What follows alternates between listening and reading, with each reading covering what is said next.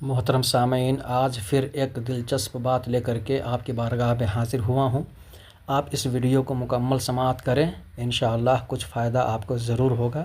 سب سے پہلے آپ یہ بیان ملاحظہ کریں۔ مسلمان بچا کون ہے ہمارے پاس؟ یہ دیواریں گرا دیں۔ آج آپ اس درس بخاری کے بعد دیواریں گرانے کو تیار ہیں؟ ہاتھ کھڑا کر کے بتائیں مجھے۔ یہ تکفیریت کی دیواریں گرا دیں، میں گرانا چاہتا ہوں۔ 150 سال بڑا خسارہ ہو گیا، میرا آج اعلان ہے، 150 سال بڑی تباہی ہو گئی بر صغیر پاک و ہند میں۔ یہ تکفیریت اور تبعیدیت، ایک دوسرے کو بدعتی بنا کے جہنم دھکیلنا اور ایک دوسرے کو کافر و مشرک بنانا اور ایک دوسرے کو گستاخ رسول بنا کر جہنمی بنانا، ان دیواروں کو گرا دینے کا اعلان کر رہا ہوں۔ ہاں تو سامعین، آپ نے سماعت کر لیا ڈاکٹر طاہر القادری کو۔ ان کی باتوں میں کہاں تک سچائی ہے ہم آپ کے سامنے پیش کر رہے ہیں، بغور ملاحظہ کریں۔ تو سب سے پہلے آپ یہ تبصرہ ملاحظہ کریں اور یہ بات غور سے سماعت کریں کہ جب وہابیوں کے بعض اکابر علماء کے اوپر کفر کا فتویٰ علماء اہل سنت و جماعت کی جانب سے لگایا گیا تو ان لوگوں نے ایک اصول بنایا کہ کافر کو کافر مت کہو، یعنی کافر کو کافر نہیں کہنا چاہیے۔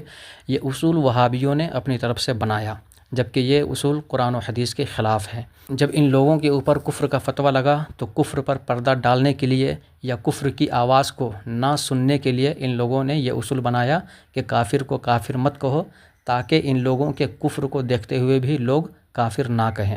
ٹھیک اسی طریقے سے طاہر القادری نے بھی یہ اصول بنایا کہ تکفیریت اور تبدیعیت کی دیوار کو گرانا چاہتا ہوں، اس لیے کہ جب اس کے اوپر بھی علماء اہل سنت و جماعت کی جانب سے گمراہیت کا فتویٰ لگا یا بعض علماء کے مطابق کفر کا فتویٰ لگا تو یہ بھی اپنی گمراہیت یا کفر پر پردہ ڈالنے کے لیے اور کفر اور گمراہی کی آواز کو نہ سننے کے لیے یہ اصول انہوں نے بنایا کہ تکفیریت اور تبدیعیت کی دیوار کو گرانا چاہتا ہوں۔ اس کے کہنے کا مطلب یہ ہے کہ یہ گمراہی والا کام کرتے رہے، کفر والا کام کرتے رہے اور علماء اہل سنت و جماعت اسے گمراہ یا کافر نہ کہیں۔ دوسری بات، ان کا یہ کہنا ہے کہ میں تکفیریت اور تبدیعیت کی دیوار کو گرانا چاہتا ہوں، تو ہم بھی یہ کہنا چاہیں گے کہ ہمارے پاس بھی یہ دیوار نہیں ہے اور ہمارے کوئی عالم ایسی دیواریں لے کر کے گھومتے نہیں ہیں۔ الحمدللہ ہمارے علماء اہل سنت و جماعت کے جتنے بھی علماء ہیں بہت احتیاط برتتے ہیں اور کسی کو بغیر سوچے سمجھے کافر نہیں کہتے ہیں۔ اگر کسی کے پاس ثبوت اور دلیل ہے تو دکھائے کہ ہمارے علماء نے بغیر سوچے سمجھے کسی کو کافر کہا ہو۔ ہم کسی کو اسی وقت کافر کہتے ہیں جب اس کا کفر صورت سے زیادہ ظاہر ہو جاتا ہے، ورنہ بغیر سوچے ہر کس و ناکس پر کفر و شرک کا فتویٰ عائد نہیں کرتے ہیں۔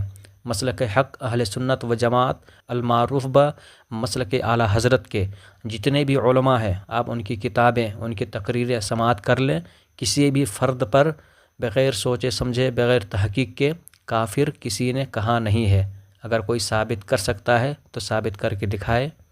اور ہم آپ تمام حضرات سے یہ گزارش بھی کریں گے کہ آپ کے پاس اگر کفر و شرک کی مشین ہے تو آپ اسے نیست و نابود کر دیں، ختم کر دیں، اور یاد رکھیں کہ کسی کو بھی بغیر سوچے سمجھے، بغیر تحقیق کے، بغیر ثبوت کے، جب تک کہ کسی کا کفر اظہر من الشمس نہ ہو جائے، کافر ہرگز نہ کہیں، ورنہ اگر خدا اور اس کے رسول کی نظر میں اگر وہ کافر نہیں تو پھر وہ کفر آپ کے اوپر لوٹے گا، پھر آپ اس کفر میں گرفتار ہو جائیں گے۔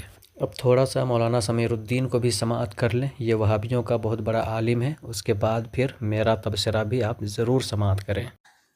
یہ بریلیوں کے بہت بڑے عالم ہیں۔ انہوں نے کہا کہ 150 سال سے ہم نفرت کے آگ میں جل رہے ہیں۔ حنفیت کے 2 ٹکڑے ہو گئے، دیوبندی اور بریلوی، اور دونوں ایک دوسرے کو گستاخ رسول قرار دے رہا ہے، کافر قرار دے رہا ہے، اور نفرت کی دیواریں بہت تیز ہو گئی ہے۔ پھر آگے انہوں نے فرمایا، طلبہ سے عہد لیا کہ ہمیں نفرت کی دیواروں کو، کفر کو، اور یہ جو شرک کے فتوے ہیں، دوسرے کو گستاخ رسول کے فتوے ہیں، اس کو ختم کرنا چاہیے اور مل بیٹھنا چاہیے۔ مجھے اس پر بڑی خوشی ہوئی اور میں علامہ طاہر القادری صاحب دامت برکاتہ مبارکباد دیتا ہوں۔ واقعی ایسے ہی ہونا چاہیے۔ ہاں تو مولانا سمیر الدین صاحب، آپ کی شخصیت بزرگ والی شخصیت ہے، آپ کو ہم کیا جواب دیں۔ بس اتنا ضرور کہنا چاہیں گے کہ آپ جو یہ کہہ رہے ہیں کہ طاہر القادری بریلویوں کے بہت بڑے عالم ہیں، ہم اسے بہت بڑا عالم تسلیم نہیں کرتے ہیں، نہیں مانتے ہیں۔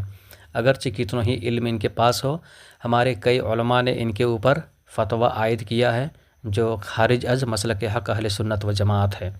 یعنی مسلک اہل سنت و جماعت المعروف بمسلک اعلیٰ حضرت سے یہ خارج ہے، لہٰذا ان کی باتیں ہمارے لیے معتبر نہیں ہے، یہ ہمارے لیے دلیل نہیں ہے۔ دوسری بات یہ ہے کہ آپ جو کہہ رہے ہیں کہ 150 سال سے نفرت کی آگ میں جل رہے ہیں، یہاں پر میں یہ بھی کہنا چاہوں گا کہ صرف نفرت کی ہی آگ میں نہیں بلکہ یہ حسد کی آگ میں بھی یہ جلتے ہیں۔ آپ غور کیجئے، ان کی کتابیں پڑھیے، ان کے حالات کا جائزہ لیجئے، آپ کو پتہ چلے گا کہ نفرت کے ساتھ ساتھ یہ حسد کی آگ میں بھی جل رہے ہیں۔ لہٰذا مولانا صاحب یہ ہمارے لیے معتبر شخص نہیں ہے، یہ ہمارے لیے دلیل نہیں ہے، لہٰذا آپ ان کی باتوں پر خوشی نہ منائیں، یہ آپ کے لیے خوشی کا موقع نہیں ہے۔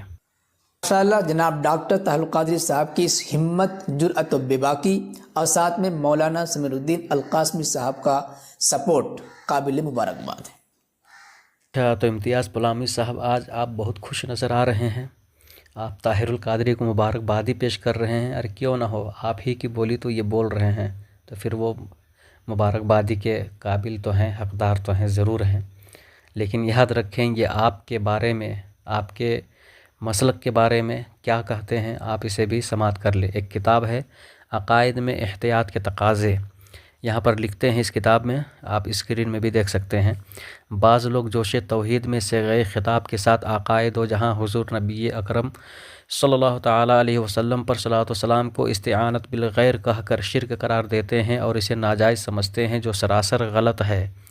اللہ تعالیٰ نے حضور نبی اکرم صلی اللہ تعالیٰ علیہ وسلم کو پکارنے سے منع نہیں کیا بلکہ پکارنے کے آداب سکھائے ہیں۔ ارشاد ربانی ہے، لا تجعلوا دعاء الرسول بینکم الی الآیہ۔ اس عبارت کے ذریعے سے آپ کی تردید کر رہے ہیں طاہر القادری، پھر بھی آپ مبارکبادی دے رہے ہیں۔ چلیے، آپ طاہر القادری کو تسلیم کرتے ہیں تو اس عبارت کو بھی تسلیم کیجئے اور اس پر عمل کرنا شروع کر دیجئے۔